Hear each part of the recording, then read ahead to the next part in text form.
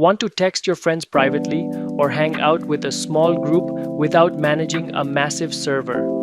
Today on Techavro, we are showing you exactly how to slide into direct messages and build your own private group chats in less than 60 seconds. Let's dive in. First, look at the very top left corner of your Discord desktop interface and click on the big shiny Discord logo button. This opens up your direct messages home dashboard window. To start a private text chat with a friend, look down the left sidebar list view, click on Friends, find your buddy's profile name, and click the private message icon next to them. But what if you want to pull a bunch of friends together for a secret group meeting? Simple. Look at the top center column area inside your direct messages panel and click on the small chat bubble icon displaying a plus symbol labeled Start Group Chat. A clean search selection modal window will pop up automatically.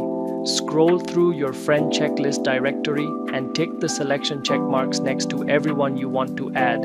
You can invite up to 10 friends into a single private room. Once your crew is selected, click the Create Group DM button at the bottom. If this quick messaging guide helped you connect your crew effortlessly, drop a big smash on that like button and subscribe to Techavro for more clean, high-speed tech tutorials. See you in the next one.